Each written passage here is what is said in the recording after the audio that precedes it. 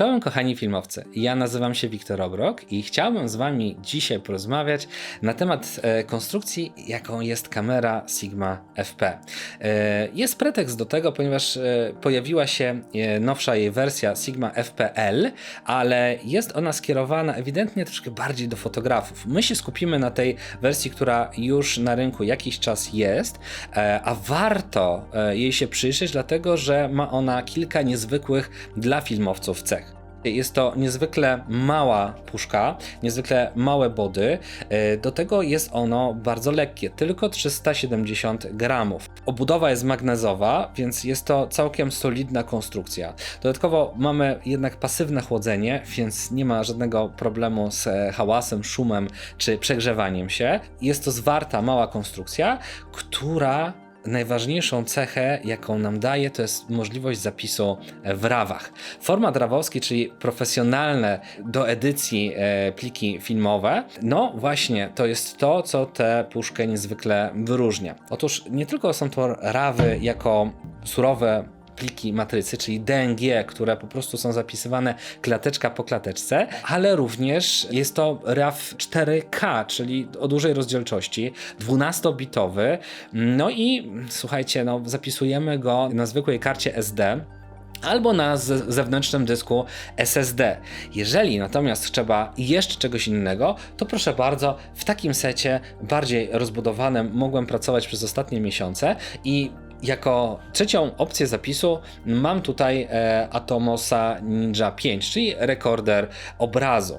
I on pozwala na zapis również w RAWach, tylko tu są te RAWy atomosowe. To jest jeszcze inna forma zapisu, także o tym pod koniec jeszcze o postprodukcji tego materiału sobie porozmawiamy. No co, mamy 12,5 EV rozpiętości tonalnej, mamy lekką konstrukcję, która dodatkowo ma bagnet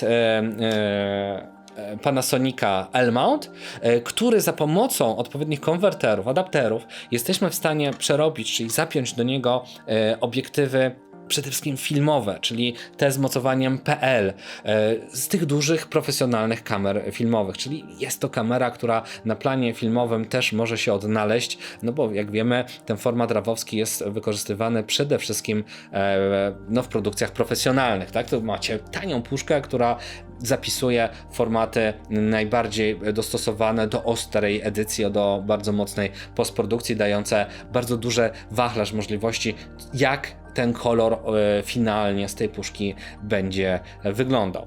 Dodatkowo jakby wiecie, to jest rozwiązanie większe, ale będziemy rozmawiać i o opcji tej małej, czyli jak ona się sprawuje jako malutka puszka, którą możemy wszędzie zamontować, jak i taka wersja studyjna. Także przelećmy sobie przez wszystkie istotne dla nas funkcje tej kamery, no i mam nadzieję, że te informacje pozwolą wam lepiej się z tą konstrukcją zapoznać. Zapraszam.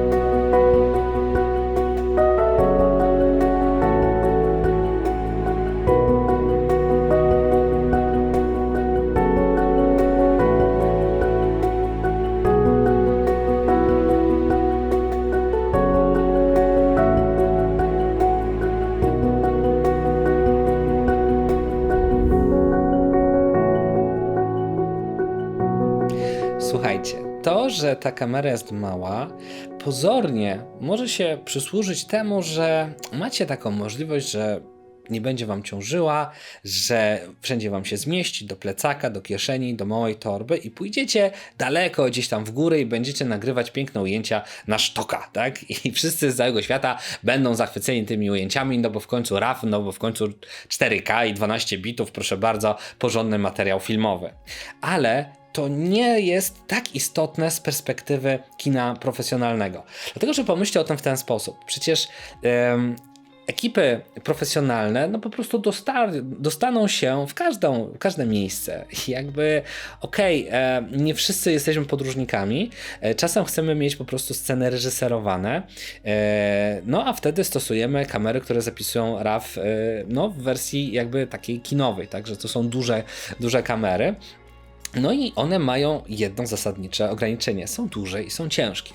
W związku z czym teraz macie możliwość zastosowania kamery małej i lekkiej, a to znowu powoduje, że nie będzie tego problemu z miejscem montażu tej kamery. No bo z dużą kamerą musicie mieć porządny duży statyw.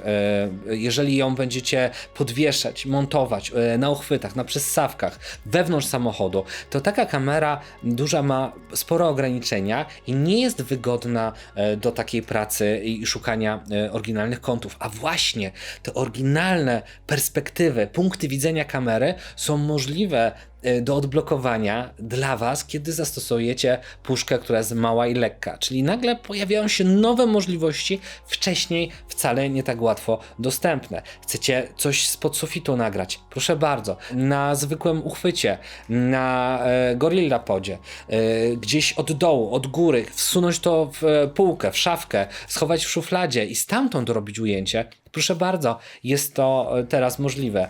No i macie dalej tę jakość profesjonalną, no bo w tym RAWie jesteście w stanie zapisać ten obraz. Także pomyślcie o tym w ten sposób, że macie nowe narzędzie, które uruchamia Was kreatywnie i daje Wam coś, co nie było wcześniej stosowane dlatego, że nikt tego nie wybierał, tylko dlatego, że sprzęt po prostu ograniczał. A ta lekka, mała puszka zapisująca RAWy po prostu daje Wam nowy rodzaj wolności i możecie proponować ujęcia, kadry, perspektywy wcześniej bardzo trudno dostępne i trudno wykonywalne. Mamy możliwość stosowania tej kamery zarówno w wersji takiej light, bez nadmiaru akcesoriów, gdzie ona jest malutka, lekka i naprawdę kompaktowa, ale jest opcja i duże możliwości rozbudowy, aby tak ją, że tak powiem, tutaj doposażyć, aby była bardziej wygodna w użytkowaniu,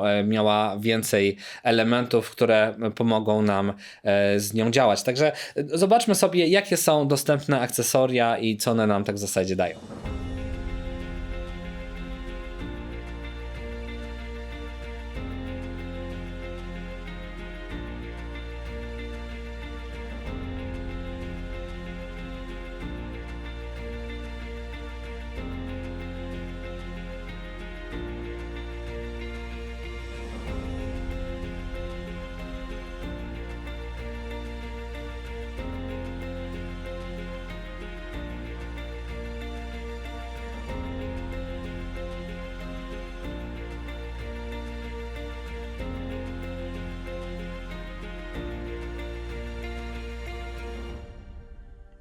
To zobaczmy teraz do menu i sprawdźmy, jakie są tutaj najbardziej istotne dla nas funkcje.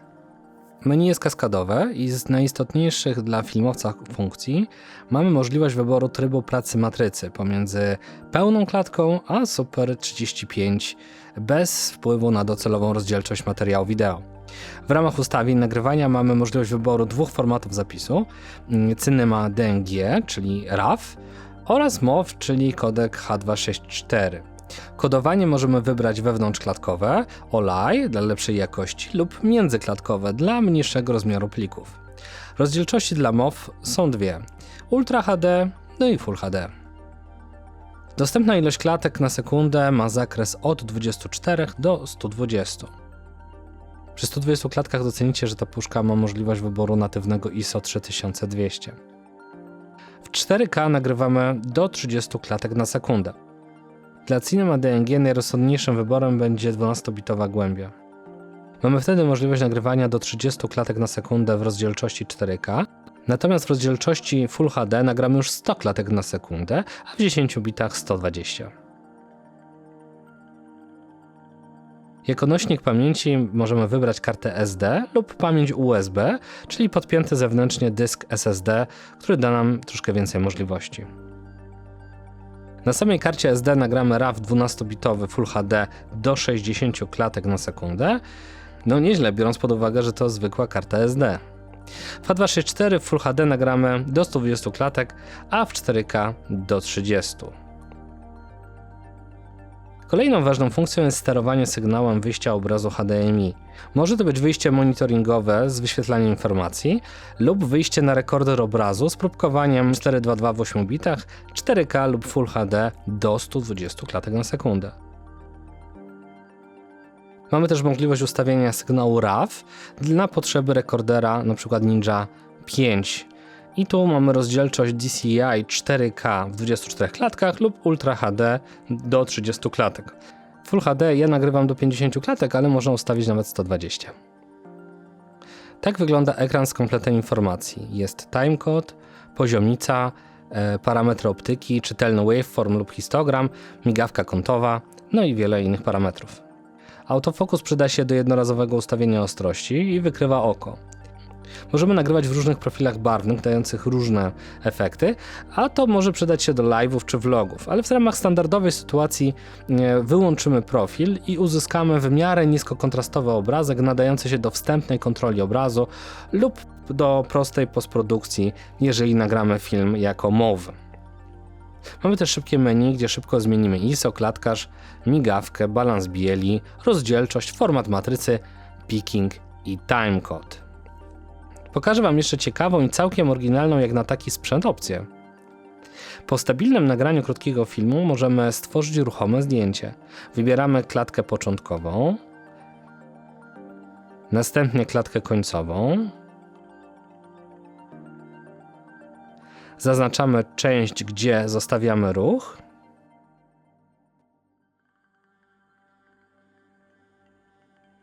Ustawiamy prędkość odtwarzania. Czekamy, aż się przeliczy. I voilà, masz ruchome zdjęcie. Kolejną ciekawą funkcją jest wizjer reżyserski.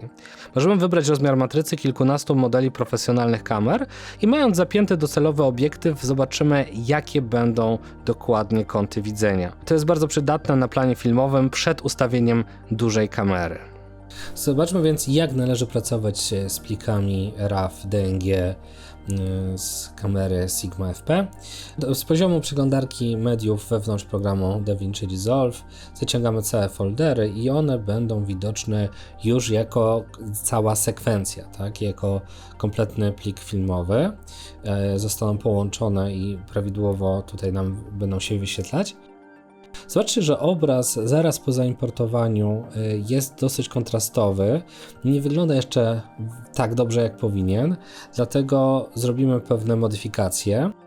Z poziomu funkcji kamera RAW zmienimy tutaj Color Space oraz gammę na Blackmagic Design. Możemy kliknąć tutaj Highlight Recovery, może coś się tutaj stanie, ja nie widzę jakiejś dużej różnicy, ale tak zachęcam psychologicznie czasem. Z tego poziomu RAW daje nam możliwość ustawienia balansu bieli, tinty. Ja tutaj poprawię, bo kolory troszkę są za ciepłe. Zdejmuję tintę, zdejmuję też sharpness. No i w ten sposób mamy bardziej nadający się do kolorowania obrazek. No i co dalej? No przede wszystkim punktem odniesienia dla mnie będą tutaj pliki z ARRI Alexy. One wytycza jakby dla mnie standard, do którego chciałbym dążyć. No i zobaczymy, co jesteśmy w stanie zrobić, aby to ze sobą zrównać. Mam nagrane identyczne ujęcie, zarówno w wersji ARRI RAW, jak i Sigma DNG. No i zobaczcie, że na wejściu te obrazki jeszcze do siebie nie są podobne. Przede wszystkim ARRI tutaj jest wywołane do loga C, no a nasz DNG jest troszeczkę bardziej kontrastowy, więc ustawmy ją tak, jak pokazywałem przed chwilą. No i teraz jesteśmy troszeczkę bliżej, ale to jeszcze nie jest to. Stworzyliśmy więc na potrzeby właśnie tego typu kolor korekcji luta, który przywraca Cinema DNG wywołane w Color Space Blackmagica do loga C ARRI Alexy. Powiedzmy, jest to w miarę podobny efekt. Oczywiście one nie są identyczne, ARRI ma większą rozpiętość tonalną, no i jednak jest to kamera z innej półki, ale zobaczcie, że udało się uzyskać dosyć podobny efekt, jest to w miarę zbliżone. No i teraz właśnie możemy zastosować luty dla ARRI Alexy do wywołania ich z loga. No i zobaczcie, że wersja Rec 709 jest już całkiem zbliżona. No i na tym etapie możemy naprawdę korzystać z tych kamer w miarę zamiennie, no oczywiście wedle ich możliwości. Tutaj zrobimy lekką korektę na jasności, bo widzę, że na wejściu ten obrazek jest troszeczkę ciemniejszy. To jeszcze mogę zawrzeć w lucie. No i zobaczcie, że te reki się zdecydowanie pokrywają. Scena jest w pełni kontrastowa, o pełnej rozpiętości. Także zobaczmy, jakby to wyglądało w takim właśnie ujęciu już z modelką. Zobaczcie, czyli najpierw wprowadzamy nasz LUT Cinema DNG do log C. Teraz mamy niskokontrastowy obraz i na to wrzucimy sobie luta Rec 709. I jak widzicie, efekt jest bardzo ładny. No i na tym etapie możemy używać dowolnych lutów kreatywnych, tych przystosowanych właśnie do logów albo nawet dedykowanych dla ARRI Alexy. Zobaczcie, że RAW z Sigmy wytrzymuje te dosyć mocne luki. Wygląda to bardzo przyzwoicie. Teraz Wam pokażę ujęcie, które zostało nagrane nie w RAWie, a w MOWie, czyli H264. To jest 8-bitowy kodek 4.2.0, także no taki mocno skompresowany.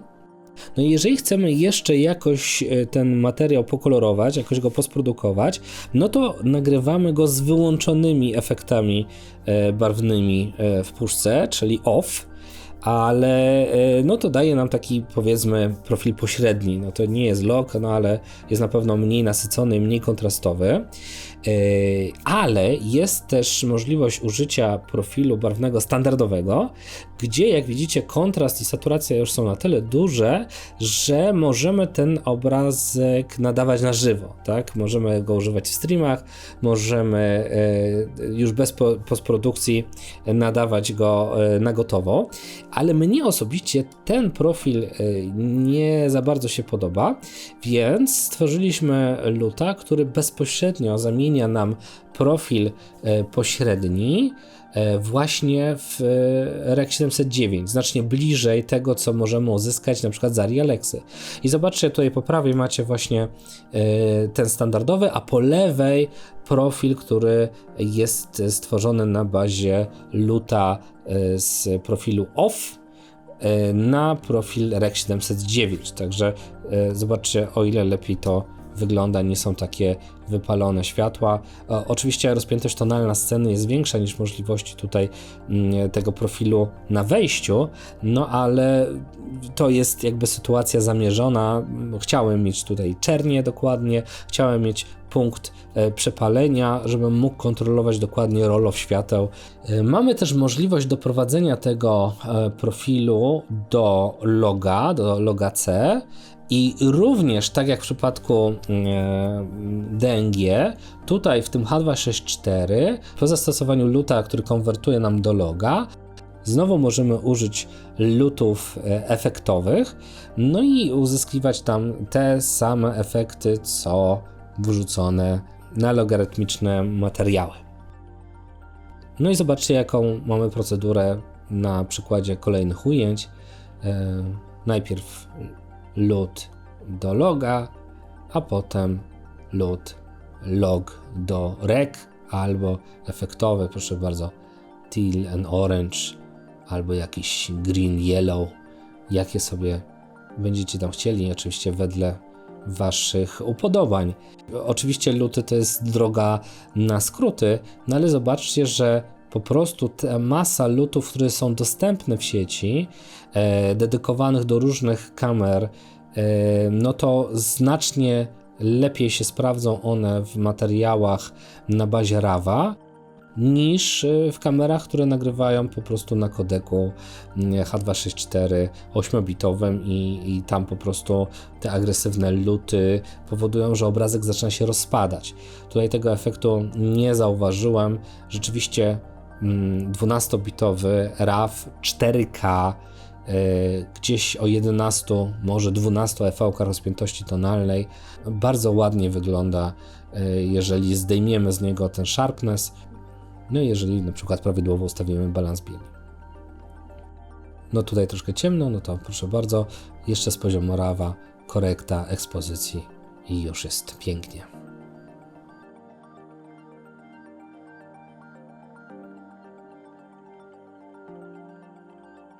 No i na koniec kontrola skin tonów i sami ocencie, czy ten obrazek Wam odpowiada. Jako podsumowanie powiem Wam, że to ma ogromne znaczenie, że kolejna firma proponuje swoje rozwiązanie, jeżeli chodzi o kamery, bo bardzo napędza to przemysł filmowy i każdy producent proponuje swoje rozwiązania i chce rozwiązać jakieś nasze problemy. Więc taka rzecz jak bardzo lekka, bardzo mała puszka, która nagrywa w RAW-ach, to jest naprawdę coś, czego wcześniej nie mieliśmy, zwłaszcza tak naprawdę w takiej cenie.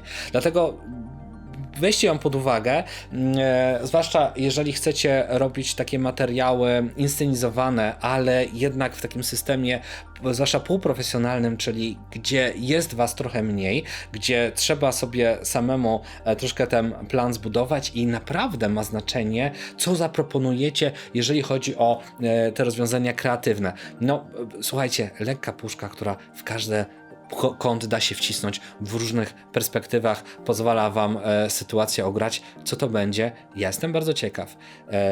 Uruchomcie swoją wyobraźnię, no i polecam Wam, działajcie, pokażcie, co z tym można zrobić.